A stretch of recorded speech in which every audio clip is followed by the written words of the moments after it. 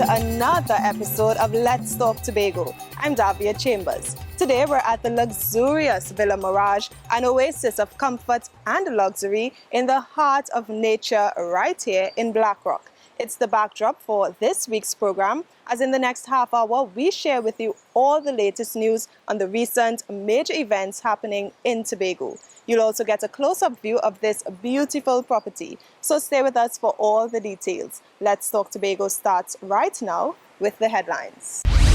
The Chief Secretary gives his assessment of Tobago's agriculture facilities as he assumes responsibility for the sector. We'll tell you the story of Tobago's premier bird watching and a natural history tour guide in Newton George in the wake of a special achievement. Bell Garden Anglican Primary School students get a boost as more digital devices are donated to support their virtual learning. And later, we showcase a rising entrepreneur who plans to take her business to the international arena. We have all these stories and more when Let's Talk Tobago returns. Stay with us.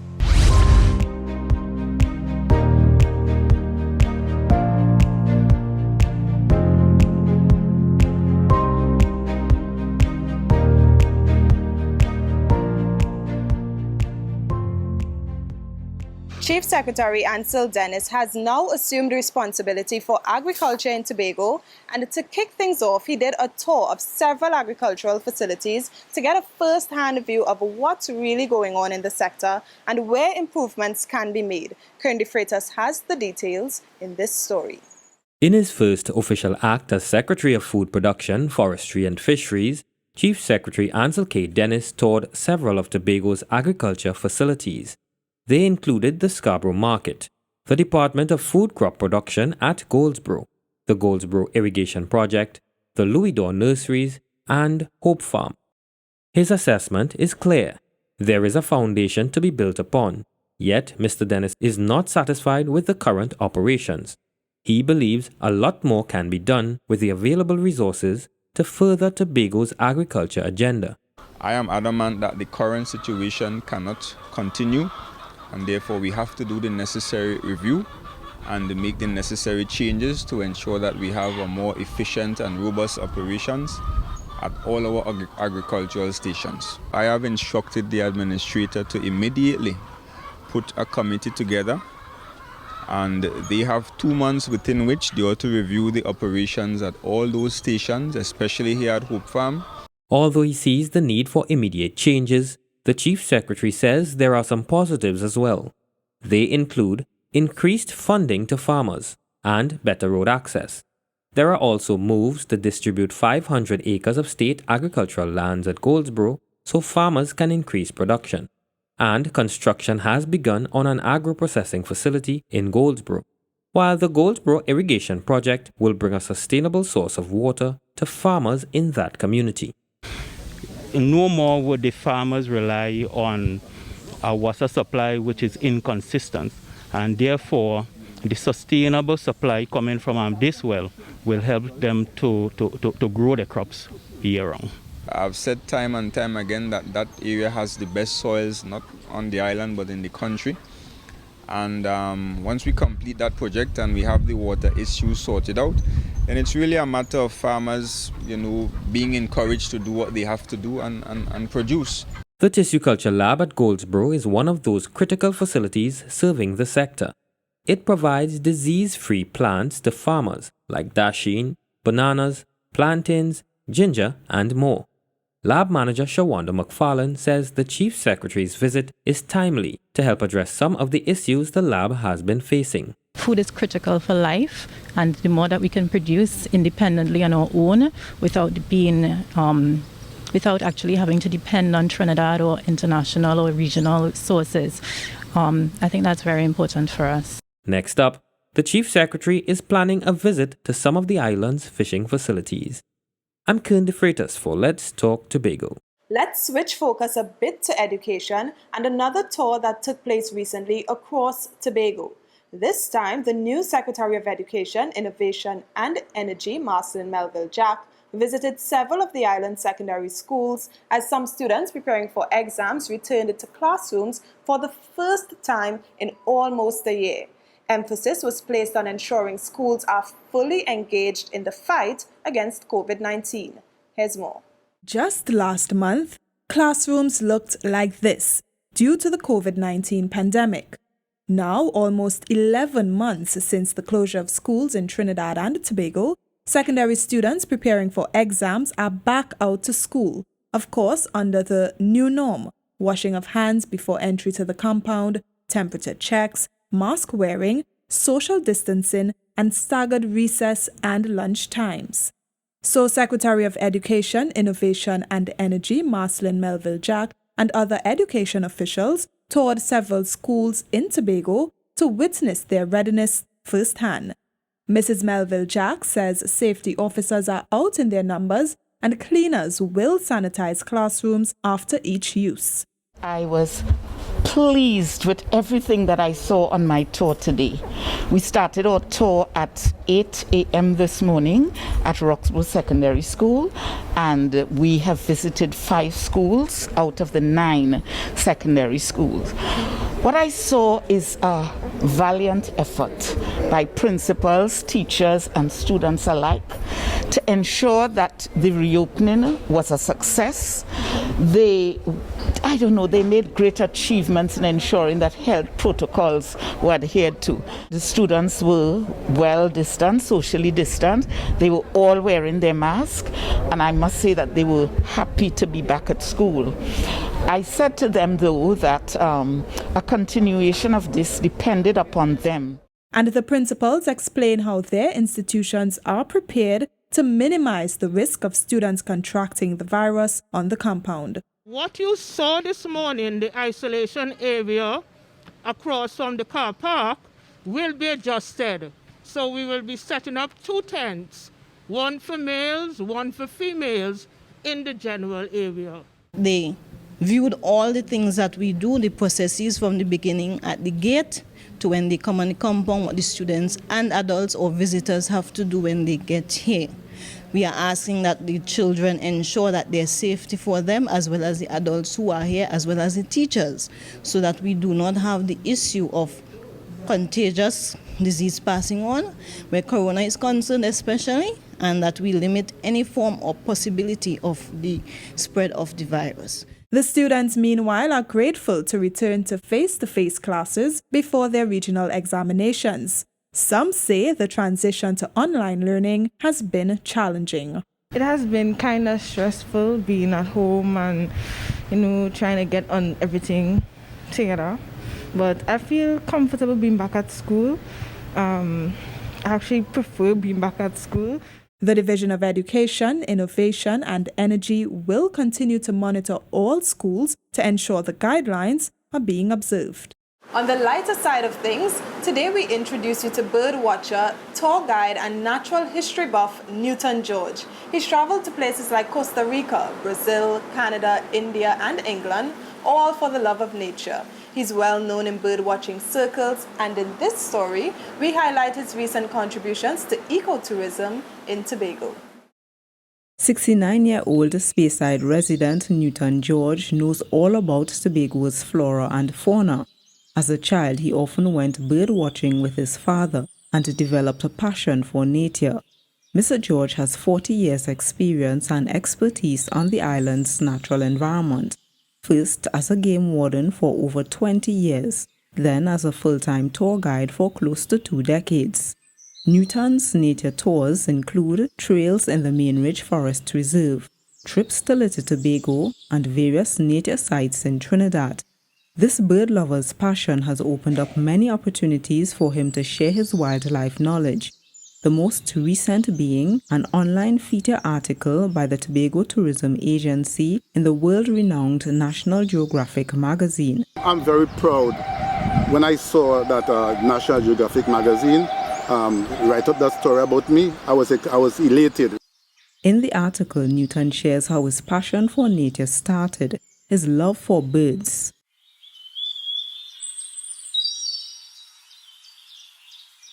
especially the collared trogon,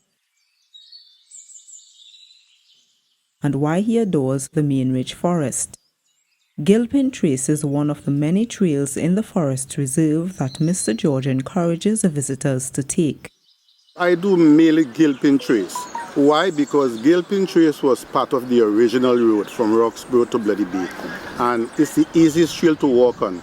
So hence the reason why we use that trail. And again, because of the diversity in that area. It's birds and plants and animal and wild and waterfalls and stuff like that. So it's the easiest trail to walk on and most accessible. Hence the reason why we use that trail really. The National Geographic's digital feature also highlighted Mr. George's contributions to Northeast Tobago being recognized as a Man on the Biosphere Reserve by UNESCO in 2020. I really contributed with the information they wanted on the rainforest in terms of the wildlife. I also do tours on Little Tobago, which is a major wildlife destination for visitors as well because of the bird life. And I've worked there for quite a while, so I know the history of the island. So I was an important person to use as an expert in that field really. I'm very, very, very proud. And using me, as I said before, it's an asset because of my international experience as well and local experience. If you're interested in booking a tour with Newton's business, NG & Company Nature Tours, call 754-7881 or 660-5463. Visit his website, newtongeorge.com, or send him an email via newtongeorge@newtongeorge.com. I'm Amadara Mills for Let's Talk Tobago. Coming up next, contributions to students' online education continue to pour in. This time, a school in the East was the lucky beneficiary. We'll tell you more right after this break. Do not go anywhere. Let's Talk Tobago. We'll be right back. Villa Mirage marries luxury and practicality with warm wicker and wood accents. It oozes charm and its many living areas feel like you're home away from home. It's got 7 spacious bedrooms, each with its own stunning private bathroom. Every room opens out onto a balcony with a breathtaking view of the Caribbean Sea. The Bell Garden Anglican Primary School recently received devices from the school's Past Pupils Association. The donation took place at the Bell Garden Multipurpose Facility and is in keeping with the mantra, "No student left behind," as education in this country continues to adapt to the transition to digital learning. Our cameras were right there to bring you this story.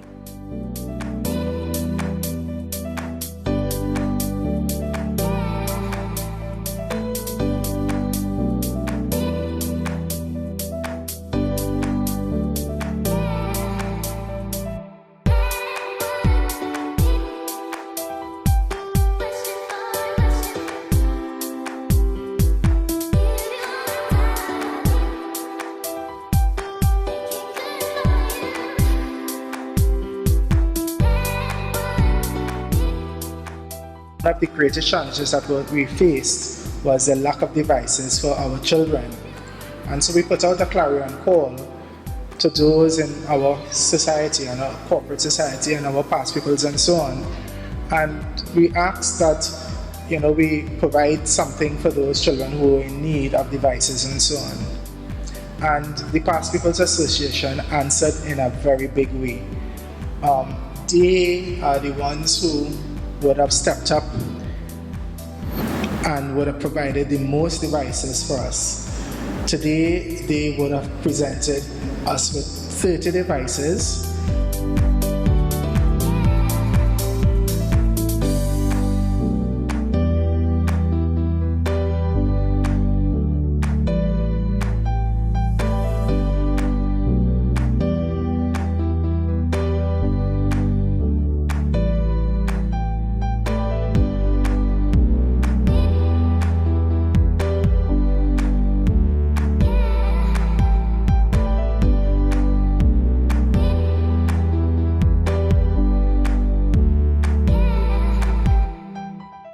Tablets, we can't overstress that they are the best in technology. We don't want our children, our pupils, current pupils not to have the best. That's one. Two, they are given to you for schoolwork. Not for your brothers, your bigger brother, your bigger sister, or your parents to watch movies on, to play games on. Is to use as an educational device.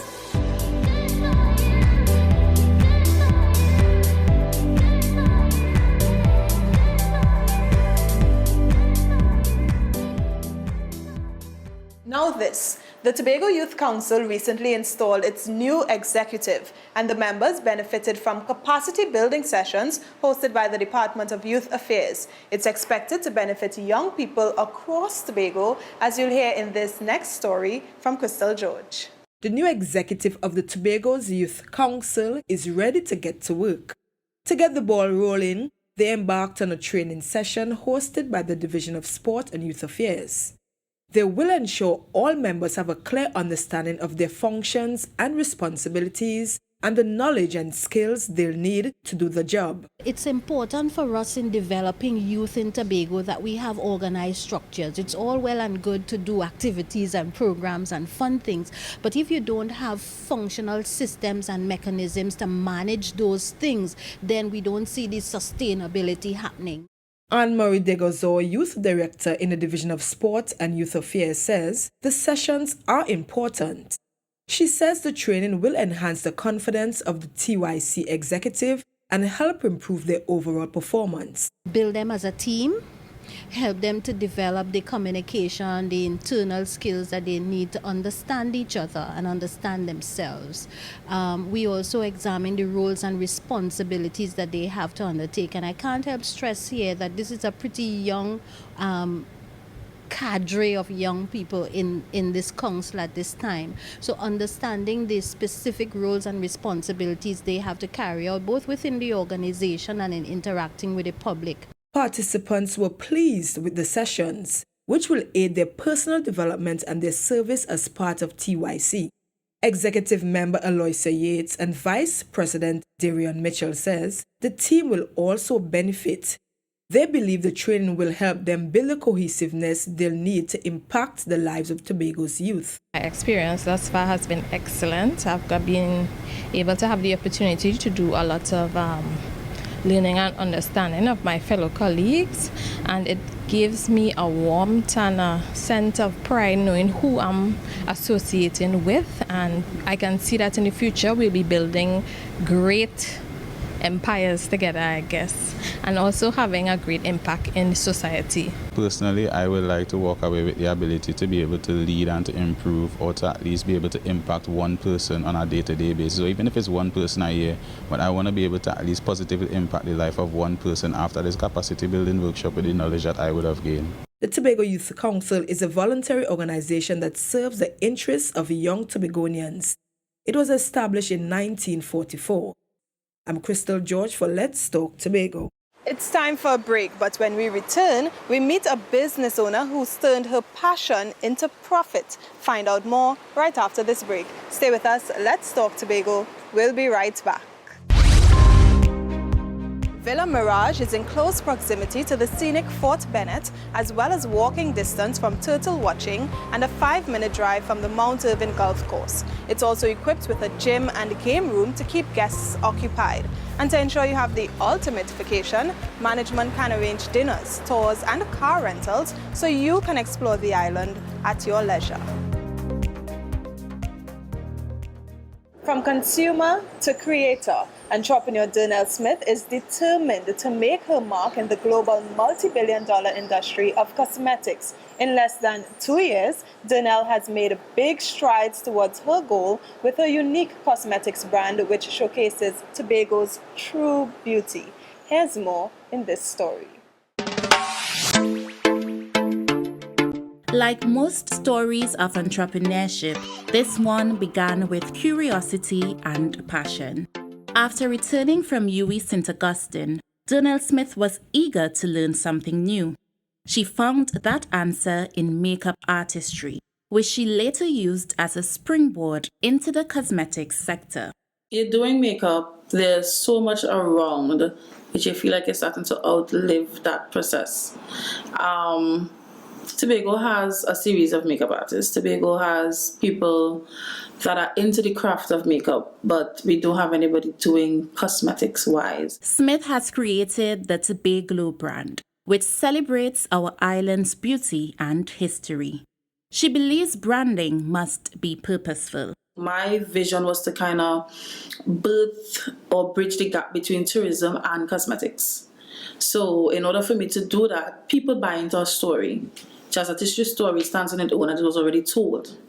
So Tobago came from me loving Tobago so much, me loving tourism. I love traveling, I love outside, right? And I love makeup. Tobago's cosmetics range from vibrant eyeshadow palettes to long-standing matte lipsticks. Smith says the reception for Tobago has been tremendous. She's even been able to get the brand onto the shelves of a leading Trinidad pharmacy. I think it has been great so far. I have the support of my fellow Tobagonians, but I mean, it's even more overwhelming when I see how much support we have from Trinidadians, from people around the Caribbean, and from people in the United States. Like, we have customers that we don't know every day buying from the website, and for me it's an overwhelming response, but it's good and it's needed, necessary for the business to grow. But like most businesses, she's facing her own set of challenges due to the pandemic. The first of the products, we made them here. Then we had to outsource a lab. And then that happened on the brink of COVID. So not being able to travel, to go visit a lab, to work, to see, it was more of sending the products and sending it back. And of course, we know sending back would be the issue because it's so costly to send something away as opposed to coming into Tobago. Still, this young entrepreneur remains focused with her dream to take Tobago cosmetics to the rest of the world. And she's encouraging those dreaming of starting a business to do the same. I'm Rena Allen for Let's Talk Tobago. One entrepreneur had a passion that turned into a dream, and a dream that's now reality. She designs and manufactures custom-made bags and other accessories that have taken Tobago by storm. Crystal George met up with Trisilla Joseph Myers to find out just what makes this business so special, and the answers are in this story. Author Aniki Tochukwu said, "When passion meets work, work becomes a hobby." Trisilla Joseph Myers has taken a page from the same book with her brand, TJM Designs. For Trisilla, her love for sewing began with one stitch during her years living in neighboring Grenada. It eventually led her on the career path. After returning to Tobago, she decided to turn her talent into a profitable venture. I grew up sewing in Grenada in a tailor shop. My neighbor was a tailor. He still is. And I learned to sew from him. So sewing has been with me for a very long time. When I came back to Tobago, I started doing my own things. My husband bought me a sewing machine, a domestic machine, and I started sewing stuff for people as gifts, or somebody asked me to do something. And then, when one person sees something, they're like, I like this, where you get it from, I want one too. And because I started doing it so often, I just decided it makes sense to register the business. TJM specializes in sewing bags, from totes to handbags, kids' knapsacks, lunch bags, and even mask holders. And what's unique about TJM Designs is that no two items are the same, so customers have the opportunity to customize their own products. Most of my products are based on what a customer would request. I don't mean your name on a product. When people think customized, they usually think their name is going to go on it. That is also an option, but my customization is really based on the construction of the bag. What color do you want? So if you were ordering a bag from me right now, questions that I would ask you is, what color do you want? What do you want the bag for? What are you going to use the bag for? Where are you going with the bag? What things are you going to be putting into it? Her way of giving back and forging bonds is very simple. It's the key to her business success. I do collaborate with other local entrepreneurs. People might like tie-dye, but I don't do tie-dye. I like to collaborate with the embroidery makers, people who do embroidery. Somebody wants an embroidered set, I get the embroidery done outside. So I'm not really interested in dominating any markets or doing everything for myself. TJM Designs is located at Scarborough Market, Haberdashery, or you can contact them at 328-4667 for more information. I'm Crystal George for Let's Talk Tobago. And it's time to have your say with Marlon Gottlieben. It is the segment of our program where we hear from you, the viewers. So we'll now take a look at who had their say this week. No one to ask question. What do you question? The name is A. Why are you spelling things? That's a quick question. Nothing. That's not, hold on. I'm waiting for the money for the question now. It's that time again. It's have your say time again. It's a part of the program where you, our loyal viewers, get to have your say. With the resurgence of violence or the topic on violence against women, we asked a couple of people the question, what do you think can be put in place or what measures can be put in place to end violence against women? This is what you said. There are women who are absolutely amazing. All of our women in Trinidad and Tobago are amazing. There's no reason why any of our women should be treated in any disrespectful way. There's so much education that needs to be done, and I know that it's a very generic thing to say, but our perspective and the way that we view women, the way that we ask our men and our boys to treat women, that is a definitive starting point. It starts with a conversation, and we need to involve men in the conversation. The actions themselves aren't actions that can totally be controlled purely by some legislative measures. There needs to be an education program for young men, starting from primary school, come all the way up, just to educate them about how you treat women, how you deal with women, and making sure that they do the right things. Most of the remedial action get towards the ladies, but I think the men are the ones that really need to have some exposure, some training in dispute settlement, to have a little more self-esteem, because sometimes when these things happen, it's because of those conflicts, lack of self-esteem, imposing yourself and forcing oneself onto what is considered as the physically weaker gender. They have to be internalized issues that have to be dealt with from a level when it comes to kids. Like when a child is growing up, like with me, I was taught from a child, you don't hit women, you don't raise your hand against women. Women should be treated as delicately as is possible. Instead of, victim blaming and telling women, they shouldn't wear something or they shouldn't be out at a certain point in time, maybe we need to start letting boys know that no means no, and all the things that, go along with respect and boundaries. That is like the first part. This is not just a woman problem. It's not about what women say, wear, or do.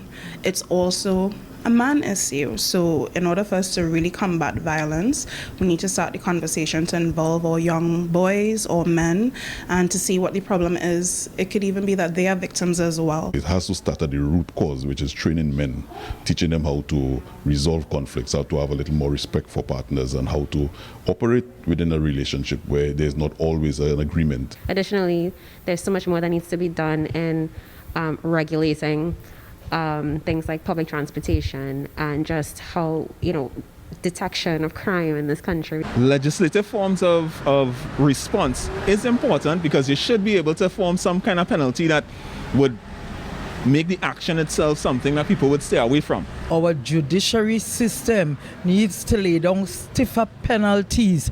Negative responses don't curb behavior. Positive reinforcement changes human behavior. That's one of the things that's scientifically proven over and over again.